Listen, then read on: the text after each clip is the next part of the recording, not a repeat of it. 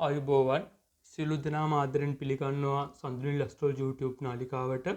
ඉතින් මගේ නාලිකාවෙන් මම ලග්න 12 ගැනම කතා කරන වීඩියෝ මාලාවක් ආරම්භ කරා. එක් ලග්නයෙන් ඉපදුණු පුද්ගලයන් ගැන කවුරුවක්වත් කතා නොකරන මානයකින් විශේෂ කෝණයකින් මේ ලග්නීමියන් ගැන කතා කරන්න මම ආරම්භ කරා. ඉතින් මේ වීඩියෝ මාලාවට මට ඉතාමත් හොඳ ප්‍රතිචාර ලැබෙමින් පවතිනවා මේ වෙනකොට. ඉතින් මම කවුරු හරි කෙනෙක්ගේ වීඩියෝස් බලලා නැත්නම් මම මතක් කරනවා මම මේෂ ලග්න ඉඳන් කන්‍යා ලග්නෙට වෙනකම්ම ලග්න ගැන කතා කරපු වීඩියෝස් මගේ නාලිකාවට මම ඉදිරිපත් කරලා තියෙන්නේ. ඉතින් ඔබ කවුරු හරි ඒ ලග්නෙන් ඉපදිලා ඉන්නවා නම් ඒ ලග්න වලින් ඉපදිලා ඉන්නවා නම් ඔබේ පවුලේ කවුරු හරි කෙනෙක් ඒ ලග්න වලින් ඉපදිලා ඉන්නවා නම් ඔබ දන්න හිතවත් කෙනෙක් ඒ ලග්න වලින් ඉපදිලා තියෙනවා නම් ඒ වීඩියෝස් බලන්න. ඒ ඔබ දන්න පුද්ගලයා තුල මොන වගේ ඒ කතා කරපු දේවල් ඒ කතා කරපු ගති ගුණ ඒ විදියට දේගොල්ලෝ කටයුතු කරන්න කියන එක ගැන ඔයගොල්ලන්ට අදහසක් ලබා ගන්න පුළුවන් වේවි මේ වීඩියෝස් බලුවාම. ඉතින් කවුරු හරි කෙනෙක් මේ වීඩියෝස් බලලා නැත්නම් මේ වීඩියෝස් බලන්න කියලා මම මතක් කරනවා. ඉතින් මට මේ වීඩියෝ මාලාවේ අද කතා කරන්න තියෙන්නේ තුලා ලග්න ගැන. ඉතින් අද මම කතා කරන්න බලාපොරොත්තු වෙන්නේ මේ තුලා ලග්නෙන් ඉපදෙන අය මොන වගේද? තුලා ලග්නෙන් ඉපදෙන අය එකින් එකට වෙනස් වෙන්නේ කොහොමද? ඒ කියන දේවල් ගැන තමයි මම ගැඹුරින් කතා කරන්න බලාපොරොත්තු වෙන්නේ. ඉතින් අපි දන්නවා මේ තුලා ලග්නයට එහෙම නැත්නම් තුලා රාශියට අධිපතිත්වය දරන්නේ සිකුරු ග්‍රහයා. ඉතින් සිකුරු ග්‍රහයා කියන්නේ හොඳ සෞම්‍ය ග්‍රහයෙක්, ලෞකික සැප සම්පත් භුක්ති විඳීමට කැමති ග්‍රහයෙක්. ඉතින් මේ සිකුරු ග්‍රහයාට රාශි දෙකක ප්‍රධාන වශයෙන් හිමිකම ලැබෙනවා. එකක් තමයි වෘෂභ රාශිය, අනිත් එක තමයි තුලා රාශිය. මේ රාශි දෙකෙන් සිකුරු ග්‍රහයට අයිති වෘෂභ රාශිය කියන්නේ සිකුරු ග්‍රහයට අයිති ස්ත්‍රී රාශිය. මේ තුලා රාශිය කියන්නේ සිකුරු ග්‍රහයට අයිති පුරුෂ රාශිය. එතකොට මේ තුලා රාශියේ සංකේතවත් කරලා තියෙන්නේ තරාදියක් අතින් ගත්ත පුරුෂයෙක්ගෙන්. එතකොට මේ තුලා රාශිය අපි මනුෂ්‍ය රාශියක් විදිහට තමයි හඳුන්වන්නේ.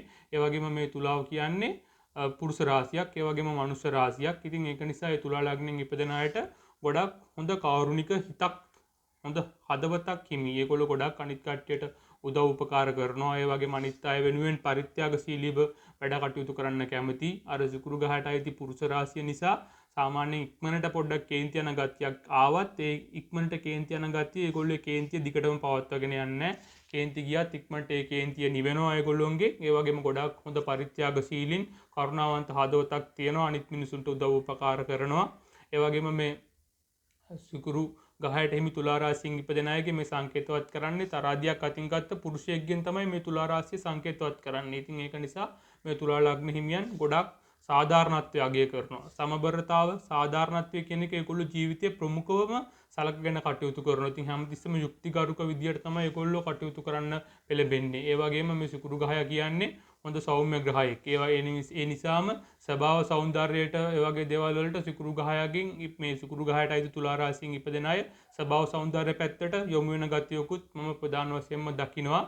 ඉතින් තුලා ලග්නෙන් ඉපදෙන අයට පොදුවේ තියෙන ওই විදිහේ ගතිගුණ ටිකක් තමයි තුලා ලග්නෙන් ඉපදෙන අයට පොදුවේ දකින්න තියෙන්නේ. දැන් මම මේ කියපු පලාපලය තුලා ලග්නෙන් ඉපදිච්ච කෙනෙකුට අඩුම වශයෙන් 40ක 50ක ප්‍රමාණයටවත් මේ කියපු දේවල් ඒගොල්ලන්ට ඇප්ලයි වෙනවා. මොකද ඒගොල්ලෝ තුලා ලග්න හිමියන් නිසා අර තුලා ලග්නේ තියෙන පොදු මේ ගුණාංගය ඒගොල්ලෝ තුල අනිවාර්යයෙන්ම තියෙනවා. නමුත් ඒ තුලා ලග්නෙන් ඉපදෙන සියලු දෙනාම එක වගේ වෙන්නේ නැහැ. ඒක ඔබට හොඳටම පැහැදිලි වෙනවා ඇති. ඒකට හේතුව තමයි ඒගොල්ලෝ මේ තුලා ලග්නේ වුණත් මේ තුලා ලග්නේ තියෙනවා නැකත් කලාප තුනක්. ඒ එක් පුද්ගලයා ඉපදෙන නැකත් කලාපය අනුව ඒගොල්ලොන්ගේ මේ තියෙන පොදු ගති ලක්ෂණ, මේ තියෙන පොදු ගති ගුණ වෙනස් වෙනවා. දැන් අපි කීතුවත් එහෙම දැන් මේ තුලා ලග්නේ ප්‍රධාන නැකත් කලාප තුනක් තියෙනවා. එතකොට මේ තුලා ලග්නෙන් ඉපදෙන සියලු දෙනාම එක්තරා නැකත් කලාපයකට හිමිකම් දරනවා. එක්තරා නැකත් කලාපයකට අයිති වෙනවා. එතකොට අපි බලන්න ඕනේ මොකද්ද තුලා ලග්නෙන් ඉපදිච්ච අය මොන නැකත් කලාපෙන්ද ඉපදිලා තියෙන්නේ කියන එක. ඉතින් ඒක බලන්න අපිට උපයෝගී කරගන්න පුළුවන් නවාංශක කේන්දරේ. එතකොට ඕනම කෙනෙකුගේ කේන්දරය ගත්තාම දල කේන්දරයට එහා පැත්තෙන් නවාංශක කේන්දරය සඳහන් කරලා තියෙනවා. ඉතින් ඕනම කෙනෙකුට තමන් ඉපදිච්ච ලග්නය වගේම නවාංශකෙත් පහසුවෙන්ම අඳුන ගන්න පුළුවන්. තමන් ඉපදිච්ච ලග්නේ දැන් දන්නවා තුලා ලග්න කියලා. ඒ වගේම තමන් ඉපදිච්ච නවාංශකේ බලලා තමන් අයිති වෙන්නේ මොන නැකත් කලාපයටද, ඒ නැකත් කලාපය පාලනය කරන්නේ කවුද කියන මොන ගහයද ඒ නැකත් කලාපය පාලනය කරන්නේ කියන එක දැන ගැනීම වැදගත් වෙනවා. විශේෂයෙන්ම තුලා ලග්න හිමියන්ට. එතකොට ඒගොල්ලෝ ගැන හොඳ අදහසක් චිත්‍රයක් මවා ගන්න පුළුවන්. ඒ වගේම ඒගොල්ලෝගේ පවුලේ කෙනෙක් ඥාති කෙනෙක් ඉන්නවනම් තුලා ලග්නෙන් අර නවාංශකයක ඉපදිලා ආයිති වෙන නැකත් කලාපේ බලලා ඒ පුද්ගලයා ගැන හොඳ ප්‍රතිරූපයක් හොඳ හොඳ චිත්‍රයක් ගොඩනගා ගන්න පුළුවන් වෙනවා මේ නැකත් කලාපෙත් එක්කම ඒ තුලා ලග්න හිමියන්ව අවබෝධ කරගත්තොත්. එතකොට මේ තුලා ලග්නෙට නවාංශක නාමයක් සාමාන්‍යයෙන් ඕනම ලග්නයකට ඕනම රාශියකට නවාංශක නාමයක් තියෙනවා. ඉතින් මේ තුලා ලග්නයනුත් ඉපදෙන කෙනෙකුට නවාංශක නාමයකින් ඉපදෙන්න පුළුවන්. ඒ ඉපදෙන නවාංශක වලින් කවුරු හරි කෙනෙක් තුලා ලග්නේ තුලා නවාංශකේ වෘශ්චික නවාංශකේ තුලා නවාංශකේ හරි වෘශ්චික නවාංශකේ හරි ඔය කියන නවාංශක දෙකකින් එකක ඉපදිලා තියෙනවා නම් එයාව අයිති වෙන්නේ අර තුලා රාශිය තුල තියෙන කුජ විසින් පාලනය කරන කුජගේ නැකත් කලාපයට. ඊට පස්සේ ඊළඟ නවාංශක 4 ධනු නවාංශකය, මකර නවාංශකය, කුම්භ නවාංශකය, මීන නවාංශකය. මේ තුලා ලග්නයේ තියෙන ඒ නවාංශක 4න් කවුරු හරි කෙනෙක් ඉපදිලා තියෙනවා නම් එයා අයිති වෙන්නේ අර තුලා රාශිය තුල පවතින රාහුගේ නැකත් කලාපයට. එතකොට එයාගේ නැකත් කලාපයේ අධිපතිත්වය දරන්නේ රාහු ග්‍රහයා. ඊට පස්සේ තව කවුරු හරි කෙනෙක් තුලා ලග්නෙම තමයි. නමුත් එයා ඉපදිලා තියෙන්නේ මේෂ නවාංශකයෙන්, වෘෂභ නවාංශකයෙන්, මිථුන නවාංශකයෙන්. ඔය කියන නවාංශක තුනෙන් එකක නම් එයා අයිති වෙන්නේ ගුරු ග්‍රහය පාලනය කරන ගුරු ග්‍රහයගේ නැකත් කලාපයට. එතනදී ගුරු ග්‍රහයගේ පාලනයට තමයි යටත් වෙන්නේ. දැන් ඔබට පැහැදිලි ඇති සියලුම දෙනාම ඒ කියන්නේ තුලා ලග්නෙන් ඉපදිච්ච සියලු දෙනාම සිකුරු ග්‍රහයගේ ප්‍රධානම පාලනයට යටත් වෙනවා වගේම තමන්ගේ නැකත් කලාප අධිපතිත්වය දරන ග්‍රහයගේ පාලනයට යටත් වෙනවා. කුජගේ නැකත් කලාපෙන් ඉපදිලා තියෙන අය සිකුරු ග්‍රහයගේ පාලනයට වගේම කුජ ග්‍රහයගේ පාලනයටත් යටත් වෙනවා. ඊට පස්සේ රාහු ග්‍රහයගේ නැකත් කලාපෙන් ඉපදිලා තියෙන අය සිකුරු ග්‍රහයගේ පාලනයට වගේම රාහු ග්‍රහයගේ පාලනයටත් යටත් වෙනවා. එතකොට ගුරු ග්‍රහයගේ නැකත් කලාපෙන් ඉපදිලා තියෙන අය සිකුරු ග්‍රහයගේ පාලනයට වගේම ගුරු ග්‍රහයගේ පාලනයටත් යටත් වෙනවා. අර තමගේ නැකත් කලාපේ පාලනය කරන අධිපතියගේ තත්ත්වයක් එක්ක අර කියපු පොදු ගතිගුණ තුලා ලග්න හිමියන්ට පොදුවේ තියෙන ගතිගුණ වෙනස් වෙනවා. දැන් අපි මේ වෙනස් වෙන ආකාරය බැලුවොත් දැන් අපි හිතමු කවුරු හරි කෙනෙක් තුලා ලග්නේ ඉපදිලා තියෙනවා කුජගේ නැකත් කලාපෙන්.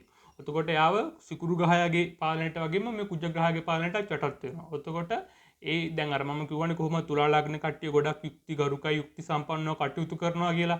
එතකොට කවුරු හරි කෙනෙක් මේ තුලා ලග්නෙන් කුජගේ නැකත් කලාපෙන් ඉපදුනාම ඒගොල්ලෝ යුක්තිය සාධාරණත්වය කියන එක හරියටම බලනවා වගේම අසාධාරණත්වයක් දැක්කොත් ඒගොල්ලෝ කට වහගෙන ඉන්නේ නැහැ.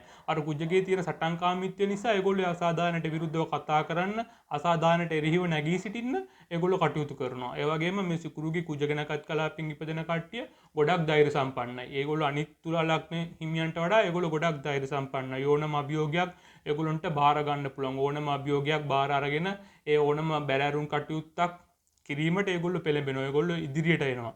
අන්න ඒ වගේ ගතිගුණ මේ සිකුරුගේ කුජගේ නැකත් කලාපෙන් ඉපදෙන අයට දකින්න වෙනවා. ඒ වගේ මේගොල්ලෝ ගොඩක් ආකර්ෂණීය වෙනවා. අනිත් තුලා ලග්න හිමියන්ට වඩා කුජගේ නැකත් කලාපෙන් ඉපදෙන අය ගොඩක් ආකර්ෂණීය වෙනවා. ඒගොල්ලන්ට අර විරුද්ධ පාර්ශවය අයව පහසුවෙන් ආකර්ෂණයට ලක් කරගන්න පුළුවන්. ඉතින් මේ කියන தත්ත්වය සමහරකට ඔබගේ කේන්දරේ ඔබ උපන් කේන්දරේ ඔබගේ ලග්නාධිපති සිකුරු ග්‍රහයා ඒ වගේම නැකත් කලාප අධිපති වෙන කුජ ග්‍රහයා පීඩාවට පත් වෙලා තිබුණොත් මේ අර අනියම් සම්බන්ධතාවවලට උනත් ඒගොල්ලෝ පහසුවෙන් පෙළඹෙන්න පුළුවන්. ඒ හැමෝටම වෙනවා කියන එක නෙමෙයි කියන්නේ. දැන් ඒ සිකුරුගේ පාලනයට යටත් වෙන තුලා ලග්නේ කුජගේ නැකත් කලාපෙන් තමයි ඉපදිලා තියෙන්නේ. ඒනොට එක්කෙනාගේ කේන්දරේ සිකුරු ග්‍රහය සහ කුජ ග්‍රහය තැම්පත් වෙලා ඉන්න ආකාරය වෙනස්නේ. දැන් යහපත් ආකාරයට සිකුරු ග්‍රහය දැන් කවුරු හරි කෙනෙක් තුලා ලග්නෙන් ඉපදිලා කුජගේ නැකත් කලාපෙනුත් ඉපදිලා එයාගේ කේන්දරේ සිකුරු ග්‍රහයත් හොඳ තැනක ඉන්නවා, කුජ ග්‍රහයත් හොඳ විදියට ඉන්නවා නම් ඒගොල්ලෝ මම මේ කියපු හොඳ විදියට හොඳ පැත්තෙන් ඒගොල්ලෝගේ කටයුතු කරගෙන යනවා. නමුත් කවුරු හරි කෙනෙක් තුලා ලග්නේ කුජගේ නැකත් කලාපෙන් ඉපදිලා එයාගේ ජන්ම පත්‍රයේ සිකුරු ග්‍රහයත් පීඩා වෙලා නම්, කුජ ග්‍රහයත් පීඩා වෙලා නම් ඒගොල්ලෝ මේ කියපු දේවල් වලට අනිත් පැත්තට තමයි ඒගොල්ලෝගේ කටයුතු සිද්ධ වෙන්නේ. ඉතින් ඒක නිසා තමන්ගේ ලග්නාධිපති එයාගේම නැකත් කලාප අධිපතිගේ තත්ත්වයත් හොඳට මෙතනදී අවධානයෙන් බලන්න ඕනේ මොන වගේ තත්ත්වයකද ඉන්නේ කියලා. ඉතින් ඒගොල්ලෝ හොඳට ඉන්නවනම් ඒ වගේ තත්ත්වයකට කටයුතු කරනවා. ඉතින් මම එතනදී කියන්න උත්සාහ කරේ ඒ විදිහට අයහපත් ආකාරයට ලග්නාධිපති නැකත් කලාප අධිපති ජන්ම පත්‍රයේ තැම්පත් වෙලා තියෙනවනම් ඒ සිකුරුගේ කුජගේ නැකත් කලාපෙන් ඉපදිච්ච අය අනියම් සම්බන්ධතාවලට වගේම ඒ වගේ දේවල් වලට පැටලෙන්න පුළුවන්. ඒ වගේ දේවල් අනියම් සම්බන්ධතා ඇති කරගන්න පුළුවන් තත්ත්වයකුත් මෙතනදී පෙනෙන්න තියෙනවා. ඊට පස්සේ අපි ඊළඟට බලමු ඊළඟ නැකත් කලාපය වෙන රාහුගේ නැකත් කලාපය. එතකොට මේ රාහුගේ නැකත් කලාපෙන් ඉපදෙන අය අර සිකුරුගේ ප්‍රධාන පාලනයට වගේම ඒ රාහු ග්‍රහයගේ පාලනයටත් යටත් වෙනවා. ඉතින් මේ රාහු ග්‍රහය කියන්නේ ඡායාග්‍රහයෙක්. මේ රාහු සහ කේතු කියන ග්‍රහයින් දෙදෙනාම ඒගොල්ලෝ ප්‍රධාන ග්‍රහයින් නෙමෙයි. ඒගොල්ලෝ ඡායාග්‍රහයින්. ඒගොල්ලෝ මේ ජ්‍යොතිෂයේ සැලකෙන ගණිතමය ලක්ෂණ දෙකක් විදියට. නමුත් කෙනෙකුට පලාපල ලබා දීමේදී ඡායාග්‍රහයින් වුණාට අනිත් ග්‍රහයින් වගේම ප්‍රබලවම පලාපල කේන්දරයක පලාපල කියද්දි මේ ග්‍රහයන්ට වැදගත්කමක් දකින්න ලැබෙනවා. ඉතින් මේ රාහු ග්‍රහය කිසියම් තැනකට සම්බන්ධ වෙනවා කියන්නේම එතන සාම්ප්‍රදාය අතික්‍රමණය කරන ස්වභාවයක්. සාම්ප්‍රදානුකූලව තියෙන දේවල් වෙනස් කරන ස්වභාවයක් ඇති වෙනවා. ඉතින් මේ සිකුරුටාය තුලා ලග්නෙන් රාහු ගැනකත් කලාපෙන් ඉපදෙන අය පොඩ්ඩක් අර සාම්ප්‍රදායික විදියට වඩා වෙනස් විදියට කටයුතු කරන්න පෙළඹෙනවා. ඒගොල්ලෝ කරන ඕනම දෙයක් ඒගොල්ලෝ පොඩ්ඩක් වෙනස් ආකාරයට හිතලා මතලා කරන්න කටයුතු කරනවා. ඉතින් ඒ වගේ මේගොල්ලෝ ඉතින් අර මම අර ඉස්සෙල්ලා කලින් කියූප එක මෙතනටත් අදාළ වෙනවා. ඒගොල්ලොන්ගේ අර රාහු ග්‍රහයේ පාලනයත් එක්ක ඒ සිකුරු සහ රාහු කියන ග්‍රහයන් ජන්මපත්‍රය අයහපත් ආකාරයට තැම්පත් වෙලා හිටියොත් මේගොල්ලෝ අර අනවශ්‍ය සම්බන්ධතාවලට ලක් වෙන්න, ඒ වගේම අනවශ්‍ය කටයුතු වලට එහෙම පෙළඹෙන ස්වභාවයක් දකින්නට ලැබෙනවා. නමුත් එහෙම වෙන්නේ තමාගේ ලග්නාධිපති සහ නැකත් කලාප අධිපති වෙන ග්‍රහයන් දෙදෙනා ජන්මපත්‍රයේ පීඩා වෙලා තිබුණොත් විතරයි. එහෙම නැතු ඒ ලග්නාධිපති සහ නැකත් කලාප අධිපතිත්වයේ දරන රාහු ග්‍රහය ජන්මපත්‍රයේ හොඳට පිහිටලා තියෙනවා නම් ඒගොල්ලෝ අලුත් දේවල් කරන, අලුතෙන් හිතලා මතලා වැඩ කටයුතු කරන, ගොඩක් අනිත් අයට වඩා වෙනස් මාර්ග වලින් තමාගේ කටයුතු සාර්ථක කරගන්න විශේෂ පුද්ගලයන් බවට පත් වෙන හැකියාවක් ඒ සිකුරු ග්‍රහයට අයිති තුලා ලග්නේ රාහු ගැනකත් කලාපෙන් ඉපදෙන අයගෙන් අපිට දකින්න පුළුවන්. ඒ වගේම මේගොල්ලෝ අර තමාගේ විවාහයක් වුණත් එහෙමයි. මොකද අර රාහු ග්‍රහය හැමතිස්සෙම සාම්ප්‍රදාය අතික්‍රමණය කරලා කටයුතු කරන නිසා ඒගොල්ලෝන් අර විවාහ සාකාරිය තෝරාගන්න ඉදුණත් ගොඩක් දුරට වෙනස් වෙන්න පුළුවන්. තමාගේ ආගමට වෙන පිට ආගමක කෙනෙක් එක්ක තමාරකට විදේශය කෙනෙක් එක්ක විවාහ වෙන්න වගේ. ඒ වගේ අර තමාගේ විවාහ ජීවිතය වුණත් තමන් ගොඩනගා ගන්න සම්බන්ධතාව වුණත් අනිත් දේවල් වලට වඩා වෙනස් ආකාරයක් වෙනස් ස්වභාවයක් ගන්න පුළුවන් තත්වයකුත් මේ තුලා ලග්නේ තියෙන රාහු ගැනකත් කලාපෙන් ඉපදෙන අයගේ දකින්නට ලැබෙනවා. ඊට පස්සේ මම කතා කරන්න බලාපොරොත්තු වෙන්නේ අවසාන නැකත් කලාපය වෙන ගුරුටයත් නැකත් කලාපය. එතකොට සිකුරුගේ පාලනයට වගේම ඒ නැකත් කලාපෙන් ඉපදෙන අය ගුරුගේ පාලනයටත් යටත් වෙනවා. ඉතින් අපි ගොඩක් දෙනා දන්න දෙයක් තමයි සිකුරු සහ ගුරු කියන සදාකාලික වෛර ග්‍රහයෝ දෙන්නෙක් විදිහට තමයි ජ්‍යොතිෂය සලකන්නේ. නමුත් එහෙම වුණා කියලා මේ සිකුරු ලග්නේ තුලා ලග්නෙන් ගුරුගේ නැකත් කලාපෙන් ඉපදුණා කියලා කිසි ප්‍රශ්නයක් නැහැ. ඒක ඉතාමත් හොඳයි. මොකද ඒගොල්ලෝ අනිත් තුලා ලග්නෙන් යන්ට වඩා ඒගොල්ලන්ට ගොඩක් ලොකු වැදගත් ප්‍රතිරූපයක් ගොඩනගෙනවා ඒගොල්ලෝ ගාව.